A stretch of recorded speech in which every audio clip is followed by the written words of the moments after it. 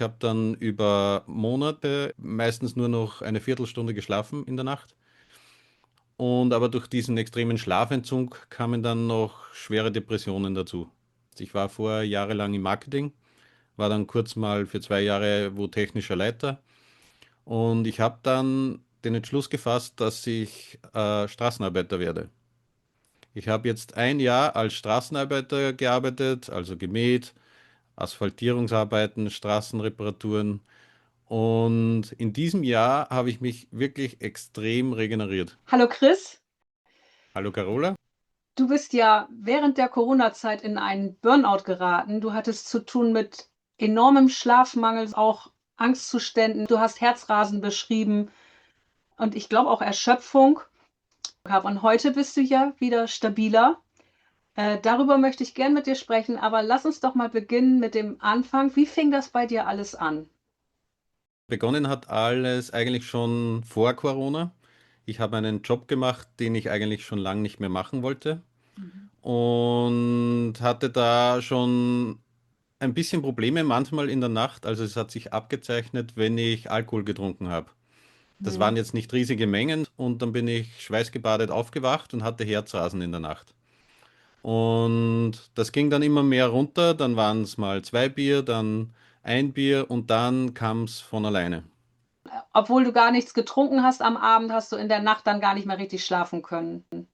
Ja, genau. Und ich hatte dieses extreme Herzrasen, also wie eine Panikattacke in der Nacht. Ah ja. Und das ging aber dann so richtig nach Corona los.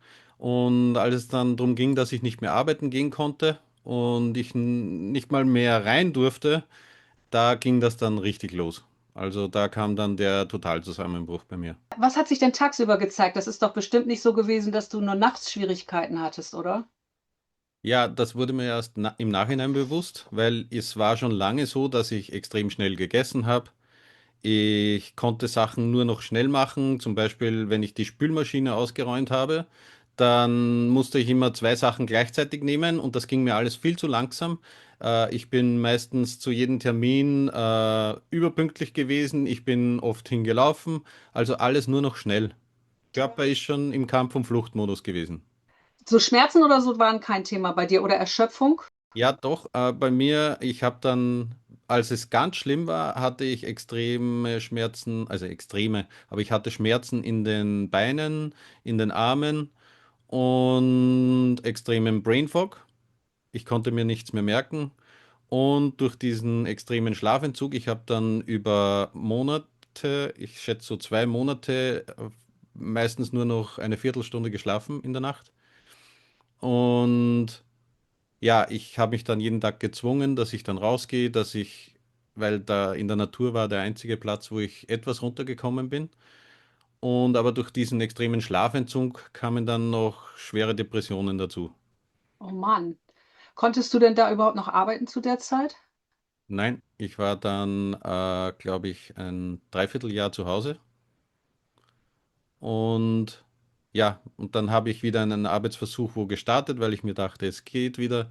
Aber das war dann doch zu früh und dann war ich wieder ein paar Monate zu Hause. Ja, ich habe dann mit meinem Arzt lange besprochen, wie es weitergehen soll und sein Vorschlag war, du musst jetzt 2 Jahre zu Hause bleiben. Und ich habe dann gemeint, okay, schöner Vorschlag, bitte, ich brauche eine Alternative. Und zu dieser Zeit habe ich mich aber schon etwas stabilisiert gehabt. Und dann hat er gemeint, dann such dir eine Arbeit, wo du im Freien arbeitest, mit den Händen und keinen Stress hast. Ich war vorher jahrelang im Marketing, war dann kurz mal für 2 Jahre wo technischer Leiter. Und ich habe dann den Entschluss gefasst, dass ich Straßenarbeiter werde. Ich habe jetzt ein Jahr als Straßenarbeiter gearbeitet, also gemäht, Asphaltierungsarbeiten, Straßenreparaturen. Und in diesem Jahr habe ich mich wirklich extrem regeneriert. Das ist ja ein krasser Wechsel vom Danke. Marketing zum Straßenarbeiter. Ja, ich war immer schon so der Heimwerker. Ich habe dann auch, Hm. als ich technischer Leiter war, bin ich mit auf die Baustellen mitgefahren und habe da irrsinnig viel gelernt. Und ich habe gemerkt, dass mir das extrem gut tut. Wenn ich draußen bin, du bist in der Sonne, du siehst den Sonnenaufgang, du bist den ganzen Tag im Licht, du hast frische Luft. Und das mit dem Händen arbeiten, das hat mich runtergebracht, damals schon. Und deshalb war das dann mein Entschluss, wo ich gesagt habe, okay, ich probiere das jetzt einfach und weil alles andere ging nicht. Ich konnte nicht mehr am Computer arbeiten, am Handy scrollen war mir zu schnell, das ging alles zu schnell. Mein Hirn hat das nicht mehr verarbeiten können. Und mehr als 15 Minuten am Computer gingen auch nicht mehr. Da hatte ich solchen Brain Fog, dass ich vor lauter Schwindel nicht mehr auf dem Computer sehen konnte. Und von daher war das die einzige Alternative. Und ich bin ein Mensch, der eigentlich nie aufgibt und immer schaut, dass er das, was noch geht, macht. Und von daher war das die richtige Entscheidung. Auch wenn mein Umfeld mich überall, also die Leute haben mich gefragt, ob ich verrückt bin, weil für was hast du Abitur gemacht und für was hast du die ganzen Ausbildungen und jetzt schmeißt du alles hin. Nur das war mir komplett egal. Das war, ich musste halt wieder von vorne beginnen, weil dort, ich konnte ja dort diese ganzen Sachen nicht. Ich hatte von Straßenreparaturen und so weiter keine Ahnung. Aber ich hatte extrem nette Kollegen und die haben mir alles beigebracht. Ich habe dann gleich dazugehört und ich war nur ein Jahr Straßenarbeiter, weil es ja jetzt wieder alles geht. Aber es war eine richtig schöne Zeit. Unglaublich. Und du kommst anders nach Hause als aus dem Büro. Du kommst nach Hause und du bist geistig fit und körperlich bist du etwas müde. Da ist der Schlaf dann auch besser geworden, viel besser. Und ich hatte dann zwar noch zweimal einen kleinen Rückfall, aber das war, weil im privaten Bereich zwei Todesfälle waren. Die haben mich ein bisschen aus der Bahn geworfen. Aber ansonsten habe ich gemerkt, dass es wieder relativ schnell bergauf ging durch diese Bewegung, durch dieses keinen Stress, keiner steht mit der Peitsche hinter dir, du konntest frei arbeiten, weil du mit den Kollegen dazu zusammengearbeitet hast und jeder hat dem anderen geholfen. Also das war richtig schön. Also ich glaube, ich wäre noch immer Straßenarbeiter, wenn das mit der Bezahlung geklappt hätte, weil ich Ah, war okay. als Hilfsarbeiter angestellt und da Mhm. verdienst du relativ wenig. Dann habe ich ein Angebot bekommen. Ich arbeite für ein Bundesland in Österreich und das ist ein Bürojob. Da hat dann das Geld wieder gepasst und da habe ich dann zugesagt. Nur achte ich jetzt, wenn ich nach Hause komme, dass ich mich sofort wieder bewege, dass ich in der Mittagspause manchmal rausgehe und mich bewege, dass ich nicht die Kollegen von zwei Büros weiter anrufe, sondern ich stehe auf und gehe rüber. Also ich achte viel mehr darauf, dass mein Körper in Bewegung bleibt. Da bist du ja wirklich ein super gutes Beispiel dafür, wie wichtig Bewegung für Stressabbau ist, ne? Aber ich kann mir vorstellen, dass die Straßenarbeit allein es nicht nur ausgemacht hat, dass es dir wieder besser geht heute. Und darüber würde ich auch gerne mit dir sprechen. Was Mhm. hat denn noch dazu geführt? Ja, ich muss dazu sagen, ich hätte gar nicht als Straßenarbeiter arbeiten können, wenn ich mich nicht zu der Zeit schon stabilisiert hätte.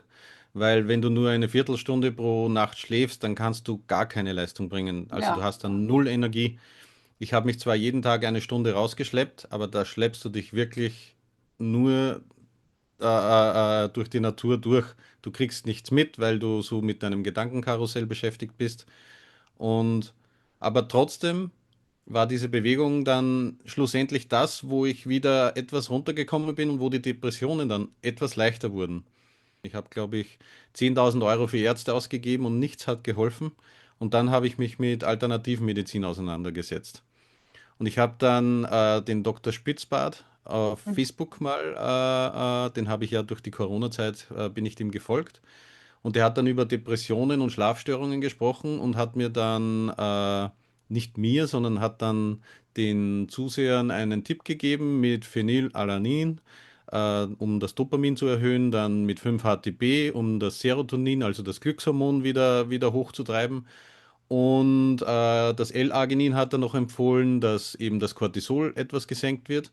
Und das habe ich mir dann alles bestellt, so wie er es beschrieben hat. Und die Depressionen waren nach 4 Tagen weg. Ah, Und der Schlaf wurde dann schon etwas besser. Ich bin zwar extrem oft aufgewacht, aber ich konnte wieder einschlafen. Also von daher war das schon mal ein erster Baustein in Richtung Regeneration. Phenylalanin, Arganin, das sind ja alles Aminosäuren, wenn ich das, Genau. dritten habe ich Ja. schon wieder vergessen. Und ich habe Mhm. dann in Linz in Oberösterreich bei uns eine Ärztin entdeckt, die genau diese Aminosäuren misst und die auch Infusionen gibt. Dann bist du viel schneller wieder in der Höhe. Mhm. Also, und das hat mich auch nochmal einen Schritt weiter gebracht. Mhm. Also mit der habe ich mich extrem gut verstanden, weil ich muss dazu sagen, ich war mal auf Antidepressiva eingestellt und für mich hat das einfach nicht gepasst. Für andere passt das 100% vielleicht. Aber für mich war das nichts, weil ich habe sie einfach nicht gut vertragen.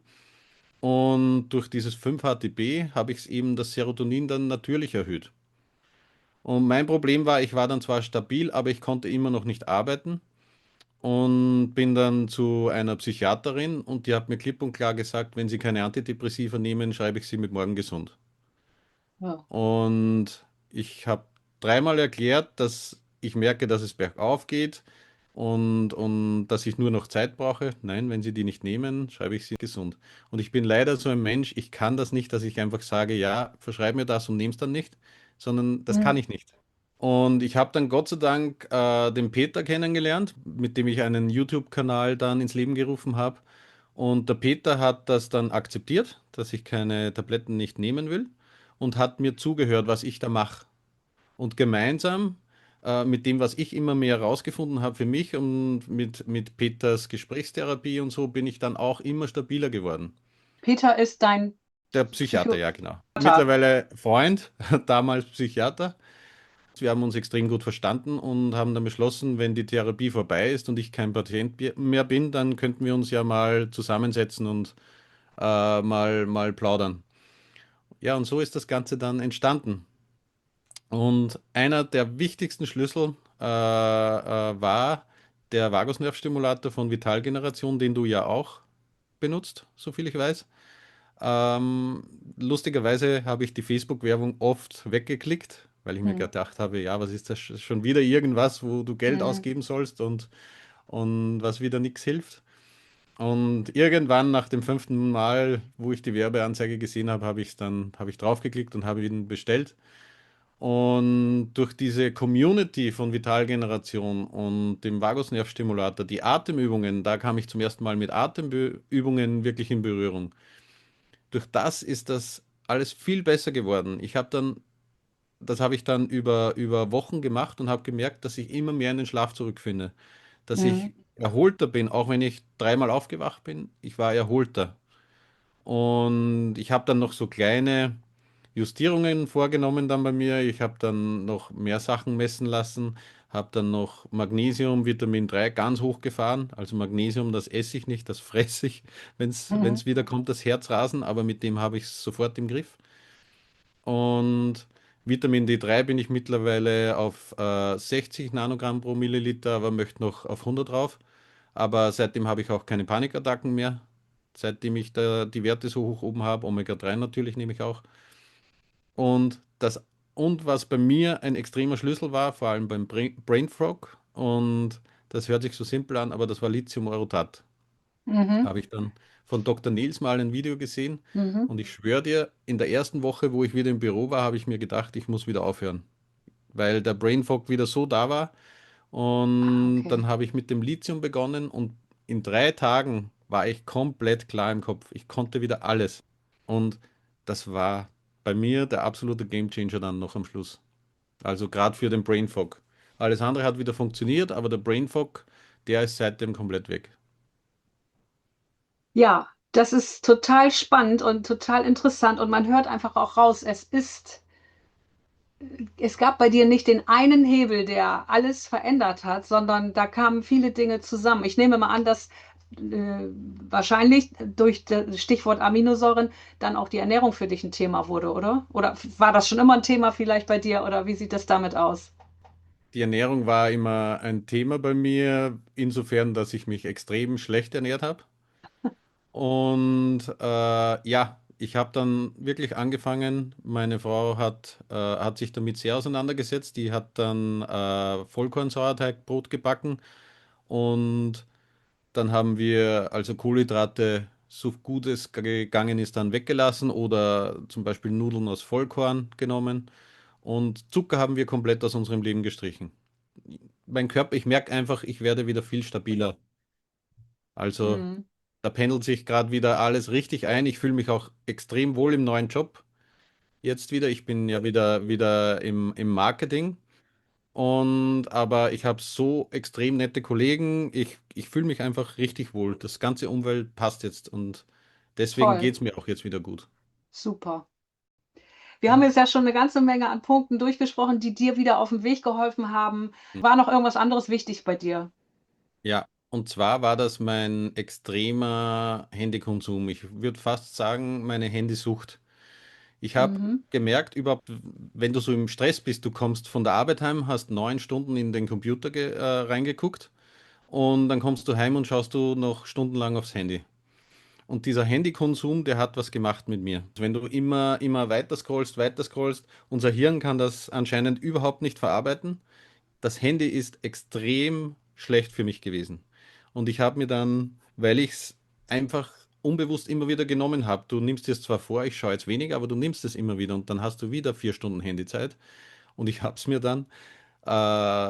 mir dann Handyzeit selbst eingestellt und habe meiner Frau mein Handy gegeben und habe gesagt, Schatz, Ah, du machst mir da jetzt einen Code drauf und den sagst du mir nicht. Wurscht, was ich sage oder was ich will, du gibst mir den Code nicht. Und ich wollte das. Also meine Frau hätte das nie gemacht, aber ich wollte das unbedingt, damit ich einfach darunter komme. Und das war auch ein extremer Schlüssel zum Erfolg und und die Nachrichten auch, dass ich keine Nachrichten mehr schaue. Also dieses ganze Negative habe ich probiert aus meinem Leben zu verbannen, so gut es halt geht. Und auch mit Menschen, du kennst das ja bestimmt, Menschen, die dir so die Energie saugen und immer mm, nur über negative Sachen reden. mm, Also da habe ich wirklich probiert, dass ich mich da distanziere, nicht weil ich bös bin auf die, aber weil es mir mm, nicht gut tut. Du musst mm, in dieser Phase einfach schauen, dass du wieder zu dir findest. Und das geht nicht mit toxischen Menschen, toxischen Nachrichten. Und da gibt es nur toxische, wenn man den Fernseher aufdreht. Und auch die Alternativmedien, alles toxisch. Das tut mir persönlich nicht gut. Und von dem habe ich mich einfach distanziert, die Handyzeit reduziert und einfach ich bin viel mehr rausgegangen. Und ja, das waren dann die Schlüssel zum Erfolg.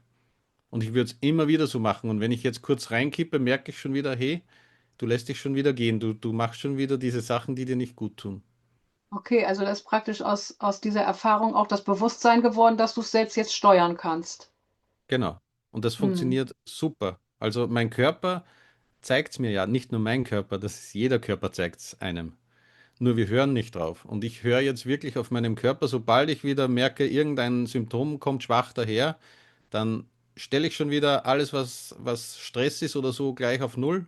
Ich habe gemerkt, es ist wichtig, dass wenn der Papa ausfällt, dann tut das der ganzen Familie nicht gut. Genauso, wenn die Mama ausfallen würde. Das wäre noch schlimmer. Aber, aber, aber du stellst was dar für deine Kinder mm, und mm. du bist eigentlich der Starke. Und ja, und das möchte ich auch jetzt wieder bleiben. Ja. Es ist ja aus deiner Erfahrung etwas ganz Tolles entstanden, was vielen anderen Menschen auch eine Orientierung geben kann. Und du hast es ja vorhin schon angesprochen, das ist dein YouTube-Kanal, beziehungsweise den Kanal betreibst du ja zusammen mit deinem Psychiater und Ja. der heißt Chris und Dr. Peter. Mhm.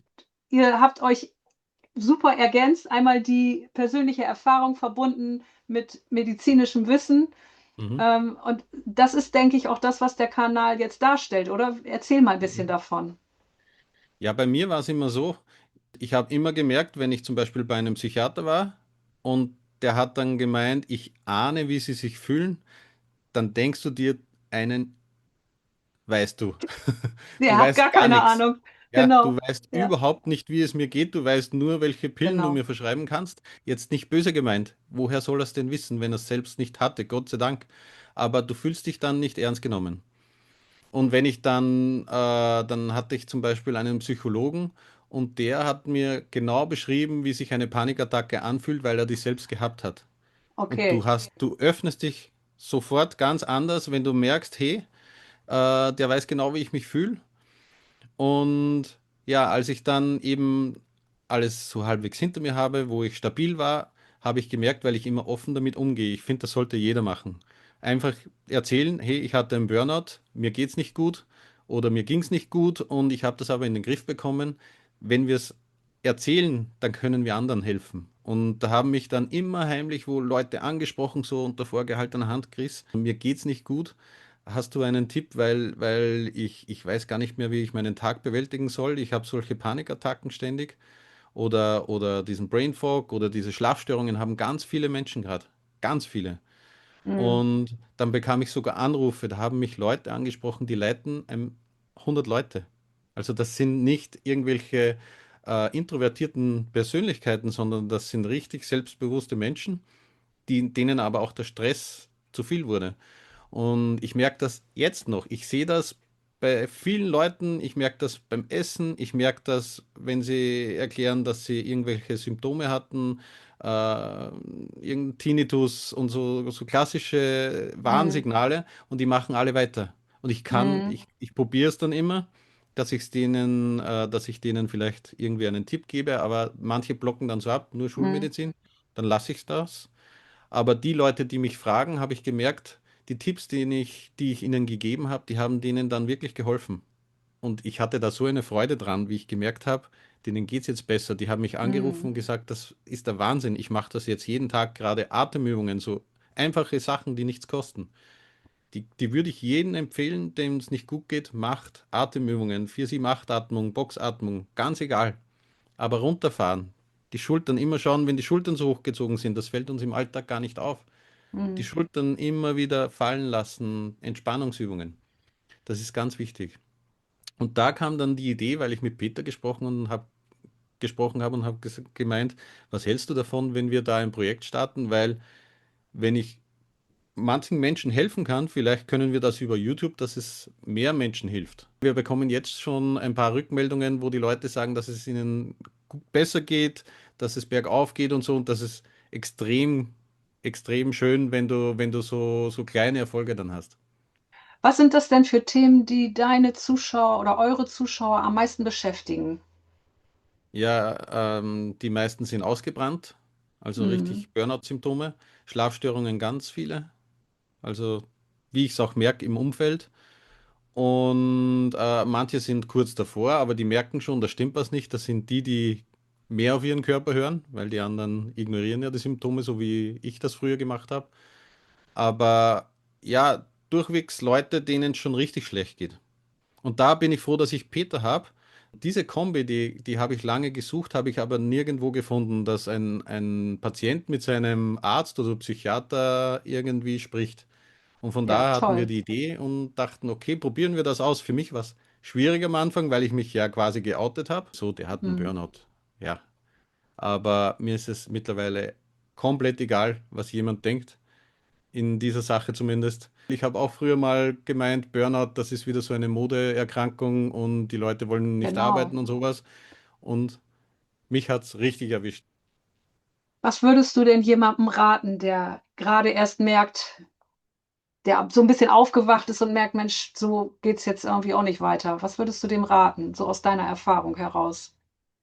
Ja, ich glaube, das Wichtigste überhaupt ist, dass du rausfindest, was stresst mich so. Weil bei vielen ist gar nicht die Arbeit, das ist vielleicht die Beziehung oder das ist irgendwie ein toxisches Umfeld, weil die Freunde einen so runterziehen oder so. Aber du musst mal rausfinden, was zieht mich so extrem runter. Ich habe den Job hingeschmissen, obwohl ich gut verdient habe, aber irgendwann reicht's dir und du kannst dann einfach nicht mehr. Ich würde unbedingt mein Leben ändern. Also Okay. Ernährung, Job, wenn der Job nicht passt, wenn die Beziehung nicht passt, einfach mal überlegen, ob es das Richtige für dich ist. Also es war bei mir rein die Arbeit und dann die Corona-Zeit. Ja, lieber Chris, ich danke dir sehr für dieses interessante Gespräch. Ich fand es wirklich total interessant. Ich werde deinen Kanal auch, also Chris und Dr. Peter, werde ich verlinken, denn ich kann mir Danke. vorstellen, es gibt einige, die da gern mal reinschauen möchten. Und du hast ja heute beschrieben, wie wichtig Bewegung ist, wie wichtig es ist, mentalen Druck ja, abzugeben oder abzuschaffen. Für alle, die das interessiert, habe ich dann noch dieses Video hier, warum du nach normalen Dingen völlig erschöpft bist. Vielen Dank an dich. Danke, Carola, hat mich sehr gefreut.